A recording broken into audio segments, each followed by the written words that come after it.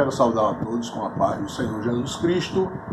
Estamos dando início a mais uma aula online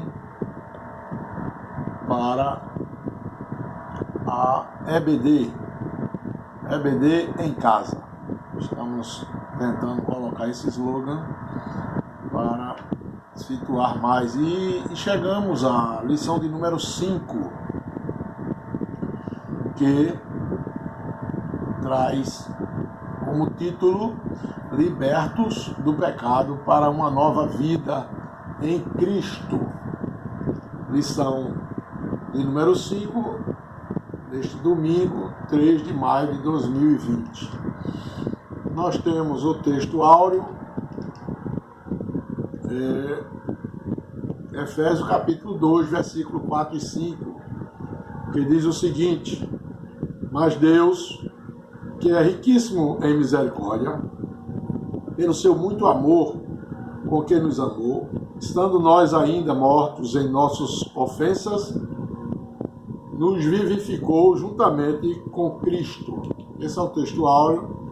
A verdade prática nos traz o seguinte: por meio da maravilhosa graça divina, fomos libertos do pecado, perdoados e salvos da condenação, e ainda recebemos o direito à vida eterna. Isso aí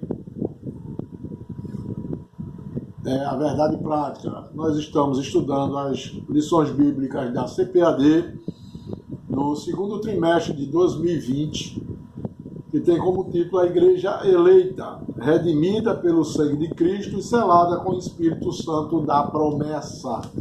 E esse segundo trimestre nós estamos estudando a carta aos Efésios. E agora chegamos no capítulo 2, versículos de 1 a 10. Você que não tem a revistinha, você acompanha a leitura de Efésios, capítulo 2, de 1 a 10. Não vou ler porque fica muito extenso, mas a gente vai entrar, nesta lição juntamente com os amados irmãos. O objetivo geral é revelar que a graça salvadora de Cristo nos garante a vida eterna. Objetivos específicos são 3, como sempre. Primeiro, refletir sobre nossa natureza pecaminosa. Segundo, explicar que fomos vivificados pela graça de Deus. E terceiro, informar que nossa salvação vem de Deus e não das obras. Amém, meus amados irmãos? Estamos entrando. Quero dizer aos irmãos que essa aula é uma aula muito extensa, é uma aula teologicamente muito rica, porque nós vamos pontuar muitas situações dentro desses 10 versículos do capítulo 2 da carta aos Efésios. Paulo, ele caprichou e trouxe vários assuntos dentro desses versículos, e nós vamos entrar aqui na lição. A introdução aqui na revista ela é pequena, porém ela é muito rica. Teologicamente, a gente vai entrar aqui nos comentários. Eu estou aqui com nosso auxiliar aqui, que é o notebook, está aqui ao meu lado, a nossa Bíblia Sagrada que está aqui, e eu quero ler um versículo bíblico para darmos início à nossa aula de hoje. Queria que você abrisse a sua Bíblia em João, capítulo 8. Não está na revista, mas é um dos assuntos. Não vamos entrar no contexto de João, não. É um versículo isolado que eu vou trazer para os amados irmãos, que vai nos dar ênfase para esta carta, para estes versículos. João capítulo 8, capítulo 8, versículo, deixa eu ver aqui que eu estou procurando,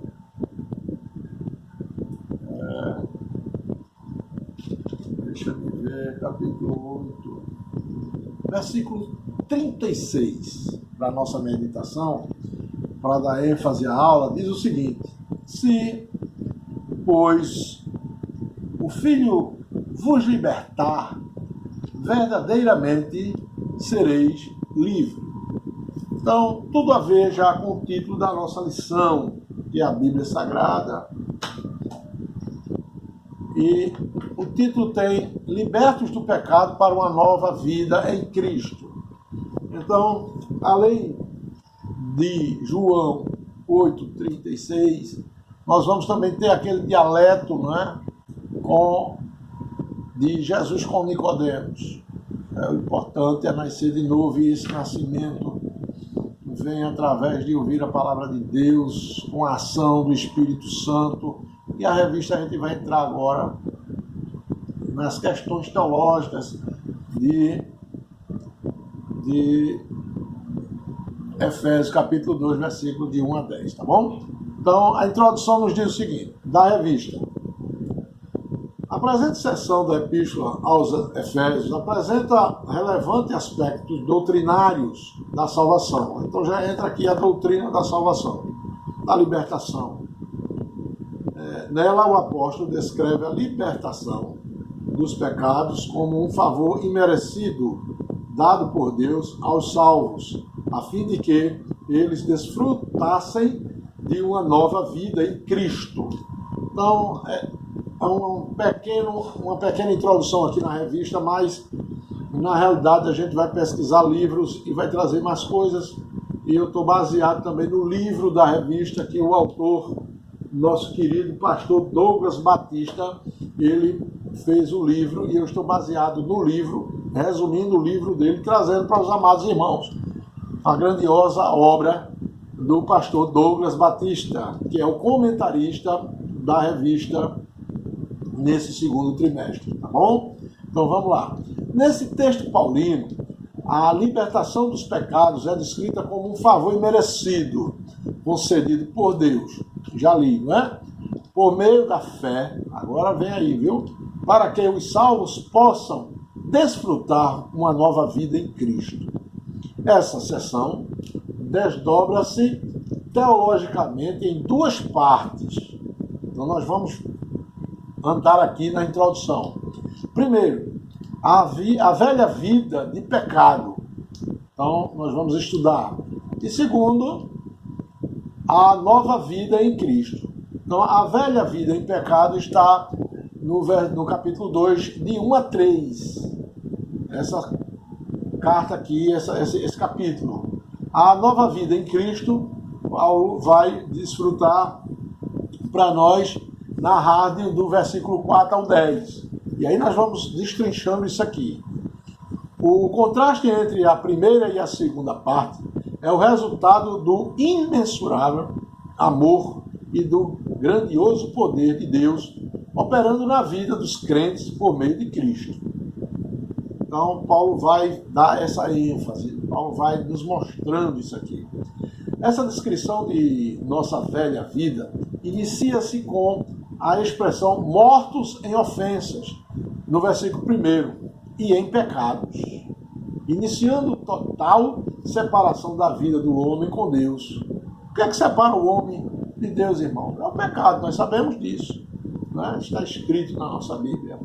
Em seguida, para ilustrar as ofensas e pecados de outrora, o apóstolo faz uso figurado da palavra andar.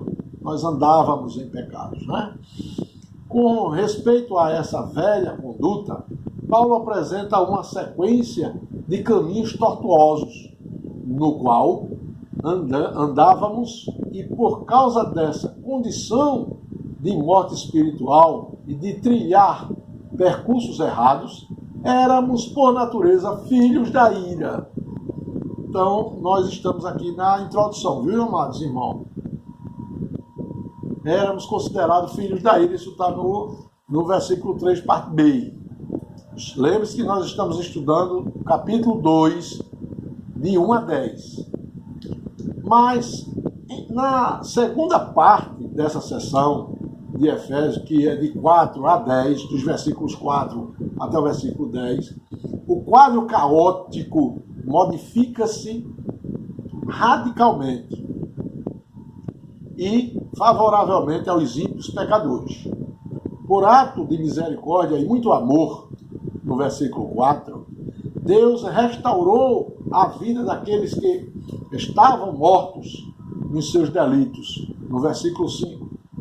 Ele, então, ressuscitou-os e deu-lhes acesso ao reino celestial para mostrar a todos eternamente as suas abundantes riquezas. Isso está no versículo 6 e 7. Então, Paulo vem destrinchando isso aí. Isso aqui é a introdução. A introdução. Nós vamos entrar agora no primeiro ponto da lição, que é a antiga natureza morta em ofensas e pecados. Nós vamos estudando. Eu disse a você que é um pouco extensa, por isso que eu estou correndo um pouco, porque os vídeos vão ficar longos e não suporta, e eu tenho que dividir algumas partes. Eu não sei, a lição passada eu dividi em 2 partes. Essa lição é muito extensa, talvez eu divida em 3 partes, como eu fiz na lição 3, na lição 2, e a gente vai caminhando. Então, primeiro ponto da lição: a antiga natureza morta em ofensas e pecados. Isso é o título.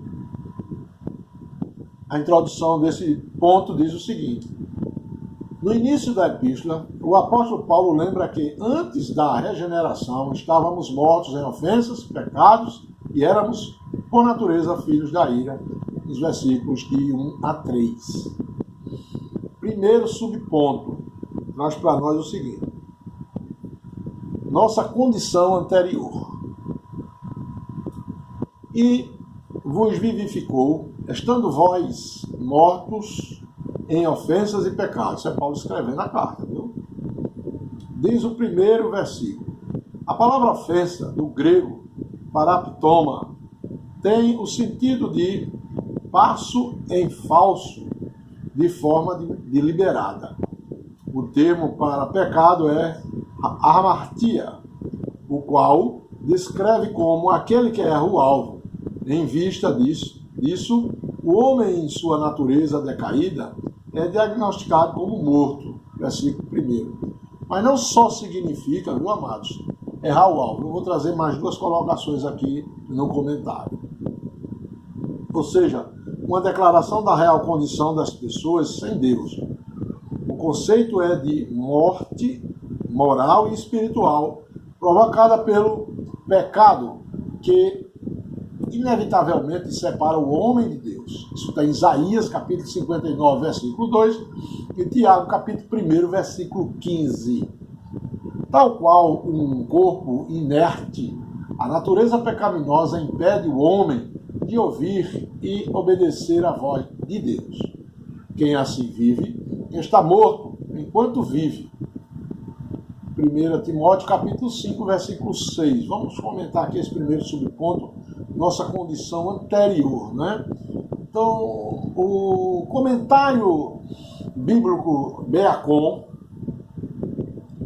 registra que nesse texto de capítulo 2, versículo de 1 a 10, o apóstolo declara que a renovação espiritual de todos os homens, judeus e gentios, faz parte e é parcela da ressurreição de Cristo, a manifestação suprema do poder de Deus. Essa ligação ao contexto anterior dá-se pelo uso da tradução "e vos vivificou". O que é que significa vivificou, irmão? Vivificar é o verbo, né, que traz para nós dar vida. Dar vida. Então, Deus, através de Jesus Cristo, pelo seu sacrifício na cruz, nos vivificou, nos deu vida, vida nova e com abundância. Vamos adiantar aqui um pouquinho.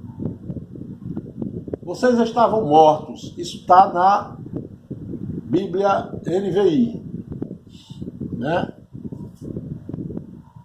A condição pecaminosa do homem é a razão da sua morte moral e espiritual. Tiago, capítulo 1, versículo 15, fala isso.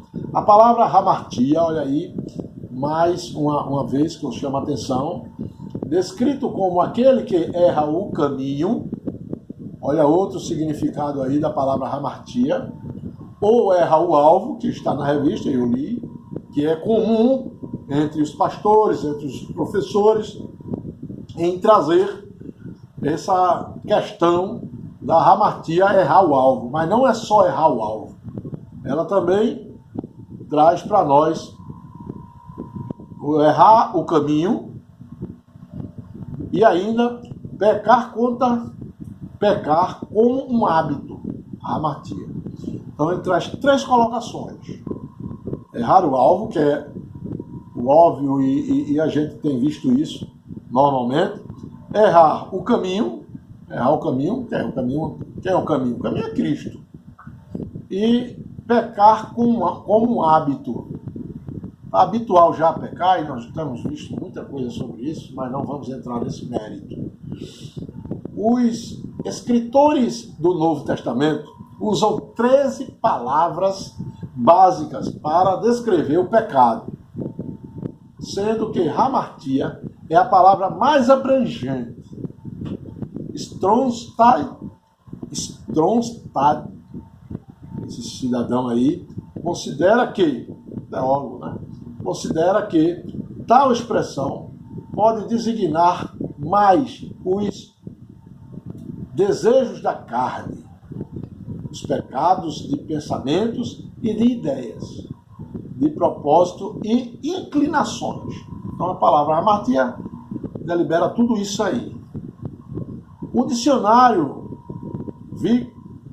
Wycliffe conceitua como qualquer afastamento do caminho da justiça e avalia, em última análise, qualquer pecado como rebelião contra Deus e uma transgressão dos seus padrões. Então, hamartia também significa tudo isso aí, meu irmão.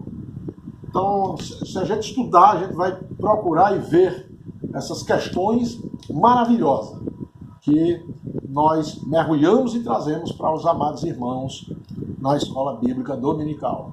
Tenho me dedicado a fazer as aulas online e nós vamos seguindo. Quando essa questão de pandemia passar, nós vamos ver como é que nós vamos fazer e vamos continuar dando continuidade às lições bíblicas. Amém? Por enquanto, nós estamos fazendo desta forma, tá bom? E para não deixar os irmãos sem a Escola Bíblica Dominical, tá certo? Segundo subponto, nós temos aqui nossas ofensas e pecados. Vamos destrinchar isso aqui, né? A má conduta em que noutro tempo andastes é descrita por Paulo por meio da metáfora do ato de andar, esse verbo andar. Refere-se, isso está no versículo 2, parte A.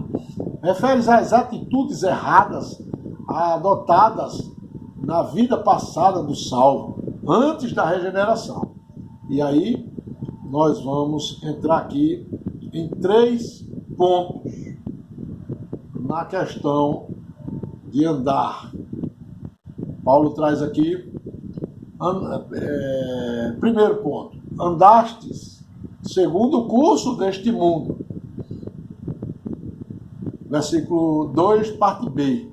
Os costumes eram praticados conforme o sistema mundano da época, tais como a imoralidade, o furto e a mentira. Isso está no capítulo 4, versículo 22 a 32, nós vamos chegar lá ainda. Uma constatação de que o salvo não deve tomar a forma do mundo, relativizar o pecado e muito menos ajustar-se à maneira de viver de seu tempo. Romanos capítulo 12, versículo 2. Traz também o número 2. Andaste segundo o príncipe da potestade do ar. Isso está no versículo 2, versículo 2, parte C. Uma alusão a Satanás, que exerce autoridade sobre os poderes do mal. João capítulo 12, versículo 31. Indica que os agentes malignos têm a capacidade de influenciar os homens desobedientes e incrédulos. 2 Coríntios capítulo 4, versículo 4. Então nós temos aqui essas questões do andar. E o terceiro ponto aqui, Paulo trata, porque ele dividiu essa questão aqui nesse versículo. Paulo trata, andávamos fazendo a vontade da carne e dos pensamentos. Isso está no versículo 3. Refere-se à inclinação para fazer o mal, algo inerente à natureza humana. Gênesis capítulo 6, versículo 5. Estão incluídos aqui os pensamentos pervertidos e a prática de todos os desejos desordenados da carne. Como resultado, éramos filhos da ira. Isto é, condenados e desprovidos do favor divino. Paulo sublinha que essa era a nossa condição, no capítulo 4, versículo 18. Entretanto, aprove ao Pai nos eleger e nos predestinar para filhos de adoção. Isso está no capítulo 1, versículo 5. Nós já estudamos isso aí. A predestinação e a adoção de Deus. Então, meus amados irmãos, estamos aqui. Paulo vai trazer algo interessante, né? E o autor também, nosso pastor Douglas, ele trouxe, aprofundando mais ainda no livro que estamos lendo também e estudando e vendo algumas teologias sistemáticas, nós vamos entrar aqui com relação a esse verbo andar, né? Andar. Então, a revista ela é resumida, todos sabem, mas eu trago algumas coisas aqui por fora da revista. O verbo grego utilizado é peripateo, que no sentido figurado significa o ciclo inteiro das atividades da vida individual, quer dos não regenerados, quer dos crentes. No caso, em análise, o termo andar refere-se às atitudes erradas adotadas no pecado pelos não crentes. E pelo menos trazem 3 observações, tais como, eu li aqui resumidamente na revista, mas eu vou aqui comentar o primeiro ponto, segundo o curso deste mundo. Né? Esta frase se refere à maneira, caráter e influência de uma humanidade não regenerada durante a presente era do pecado. Aí eu trago um versículo extra para vocês, Gálatas capítulo 1, versículo 4. E João capítulo 2, versículo 15 a 17. O comentário do Novo Testamento, aplicação pessoal, segue a mesma direção e consideração que a declaração refere-se ao modo de vida e motivos ateístas aceitos pelo mundo, porém imorais. Então está aqui resumido, não é, as questões imorais do mundo gentílico, não é verdade?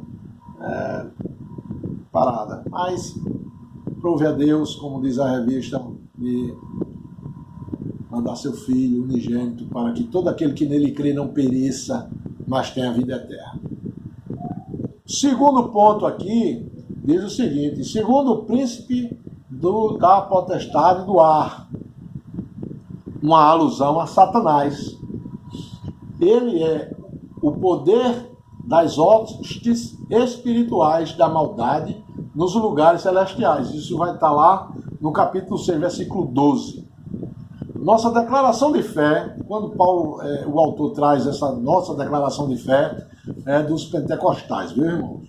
Da Assembleia de Deus. Então, nossa declaração de fé realça que foi com engano que ele começou as suas atividades contra o ser humano. Gênesis capítulo 3, versículo 13. Com engano, viu, gente? Com engano, enganoso, enganar. Né? 2 Coríntios capítulo 11, versículo 3. São versículos extras que eu trago para você, extraído do livro da lição. É com essa arma que ele e os seus agentes seduzem as pessoas. Isso está em Apocalipse capítulo 12, versículo 9. Paulo também o menciona como sendo o Deus desse século, 2 Coríntios, capítulo 4, versículo 4, eu já mencionei, está aqui na revista. Portanto, o segundo ponto está comentado aqui, segundo o príncipe deste ar, né? Satanás aí, o enganoso, o pai da mentira. Está escrito, Jesus falou sobre isso, e nós vamos comentar agora o ponto 3. Tudo isso aqui, esse comentário, no verbo andar, viu, irmãos? Fazendo a vontade da carne e dos pensamentos. A expressão fazendo a vontade, denota a eficácia desses desejos e o poder que eles têm naqueles que se rendem a eles. Então, Satanás, vai, filtra, bota na sua mente, e lá você vai tendo desejo de pecar, tendo desejo. Nas palavras de John Stott, incluem os desejos errados da mente e não somente do corpo, ou seja, pecados tais como soberba intelectual, a falsa ambição, a rejeição da verdade conhecida e pensamentos maliciosos e vingativos. John Stott, ele traz só, não a cobiça da carne, mas dos pensamentos. Ele já dá uma abrangência. Não é? Isto é, estávamos debaixo da maldição e condenação ao castigo eterno. Romanos, capítulo 5, versículo 12 e o 17 a 19. Portanto, meus amados irmãos, está aqui resumido o primeiro ponto da nossa lição e nós vamos a andar, né? Já temos aí um vídeo, já um pouco longo, porque começa, é assim mesmo, nós vamos tentar. Essa lição é muito extensa, como eu falei para os irmãos. Nós vamos entrar aqui no segundo ponto da lição. O segundo ponto da lição, que traz como título Vivificados pela Graça. Vivificados pela graça. Então, foi a graça do Senhor Jesus Cristo que nos deu vida, que nos retomou da mortalidade para a vida. Nós éramos mortos, nós estávamos mortos em pecados, em delitos, e separados e instituídos da bênção de Deus. Mas o Senhor fez isso. Primeiro subponto, alcançados pela misericórdia e o amor divino. Diz aqui, é extenso, né, irmãos? Extenso aqui, viu? Alcançados. Após constatar a situação da humanidade sob a ira de Deus, no versículo 3, Paulo passa a descrever os atos divinos de amor e de misericórdia que alteraram o quadro caótico da raça humana, começando com uma conjunção adversativa. O apóstolo declara exultante, mas Deus, que é riquíssimo em misericórdia, pelo seu muito amor com que nos amou. O ato de misericórdia implica compaixão e simpatia para com os indignos. Romanos capítulo 11, versículo 30 a 32. A carta aos Efésios ensina que, ao prover à humanidade o meio de escape da merecida ira, Deus não se mostra apenas misericordioso, mas abundante em misericórdia. E essa riquíssima misericórdia procede do seu muito amor com que nos amou. A Bíblia enfatiza que foi a magnitude desse amor que motivou a nossa salvação. João capítulo 3, versículo 16, nós estamos cansados de falar isso. E 1 João capítulo 4, versículo 9. Nós temos aqui o comentário deste subponto. Nós temos... Deu uma fugida aqui, mas... Ai, Deus... Um momentinho... Estamos chegando.